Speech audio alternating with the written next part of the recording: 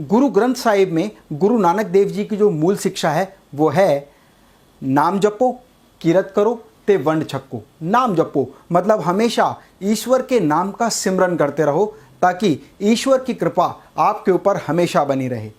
किरत करो मतलब कड़ी मेहनत से काम करो और कड़ी मेहनत से काम करने पर कमाया पैसा ही आपके परिवार के लिए फलदायी होगा। और वंड छक्को मतलब मिल बांट कर खाओ। दोस्तों, सिख धर्म के लोग गुरु के दिए गए इन नियमों का तन मन धन से पालन करते हैं। दोस्तों, कनाडा, अमेरिका, इंग्लैंड, न्यूजीलैंड और ऑस्ट्रेलिया की गवर्नमेंट ने सिख समुदाय को उनके द्वारा किए गए कार्यों के लिए हमेशा सम्मानित किया है। दोस्तों, सिख हमेशा संकट आने से पहले तैयार रहते हैं और सिख धर्म में ये कहा जाता है एकता, समानता और सेवा का भाव रखो। और सिख धर्म हमेशा एक बात समझाता है कि जुल्म करना पाप है, वैसे ही जुल्म सहना उससे भी बड़ा पाप है। सिख धर्म में हर पुरुष सिंह होता है और हर महिला कौर होती है। और आपने देश की आज़ादी में सिख धर्म के लोगों के द्वारा दी गई शहादत के बारे में बहुत पढ़ा होगा।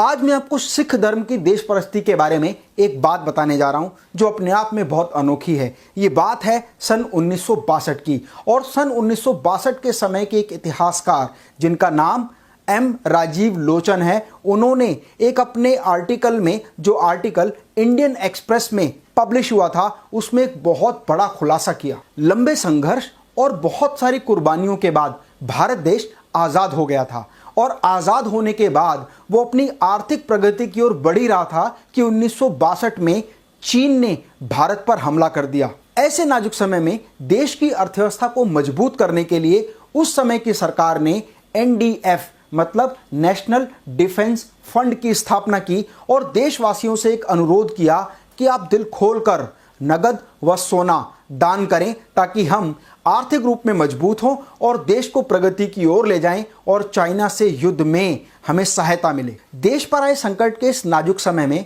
प्रत्येक राज्य के देशवासी ने खुलकर नगद व सोने के रूप में भारत का सहयोग किया।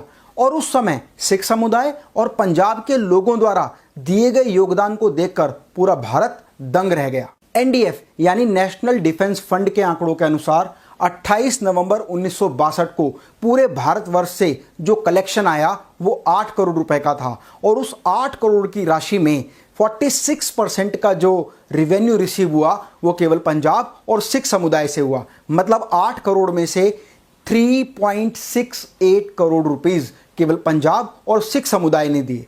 पूरे देश से जो गोल्ड योगदान के रूप में प्राप्त हुआ था वो 257 किलो 32 ग्राम था, जिनमें से अकेले पंजाब ने 252 किलो सोना, गहने और वो गोल्ड मेडल जो महाराजा रंजीत सिंह के शासनकाल में लोगों ने जीते थे वो भी शामिल थे, जिनकी गिनती 12,000 थी।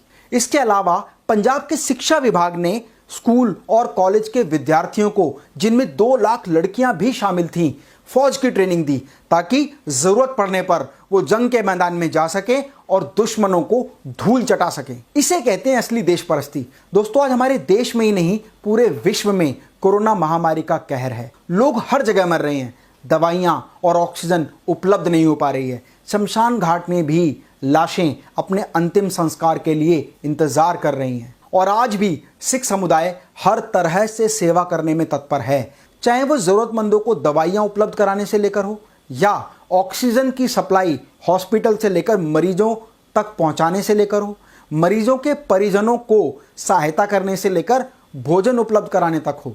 सिख समुदाय हर तरह से तत्पर है और निडर होकर उनकी सेवा में सबसे आगे खड़ा है। इसीलिए कहते हैं गुरु गोविंद सिंह जी के बंदे अपनी जान की परवाह किए बिना सदियों से मानवता की सेवा करते आए हैं, करते हैं और करते रहेंगे। गुरु नानक देव जी की मूल शिक्षा का अनुसरण सिख समुदाय का हर व्यक्ति कर रहा है। मेरा आप लोगों से रिक्वेस्ट है कि इस वीडियो को देश के हर नागरिक के साथ शेयर करें ताकि वो भी सिख समुदाय की तरह कंधे से कंधा मिलाकर हर समस्या में देश के साथ खड़ा हो और एक मानवता की सच्ची मिसाल दे।